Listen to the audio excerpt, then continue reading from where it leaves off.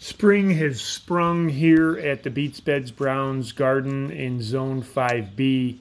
We're taking out the elderberry propagation station that we had here and digging holes to repot or plant some of our beans. These are bush beans, and as you can see, they have become root bound, which isn't an issue.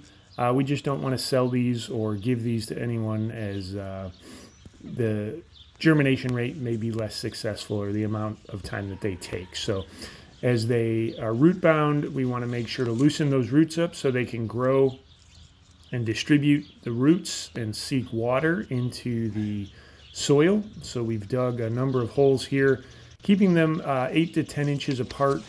And then these will be a short-term crop in the garden as they bean early, create produce, and then we will replant from the actual bean, separate the bean, put them back into the trays, and make sure that we get. As you can see at the top here, there is the actual bean skin where all of the plant originated from. That's just kind of neat to share. If you're new to gardening or you haven't transplanted things in, these were all plants that were going to get thrown away or repurposed into compost. So we want to make sure to maximize the amount of beans that we produce. We eat a ton of beans. We eat them fresh off the vine. We chop them up into salads. We eat them with olive oil and salt as a side with dinner. And we use them for our seed for next year. So our next time we turn, we will get 3 turns out of this garden.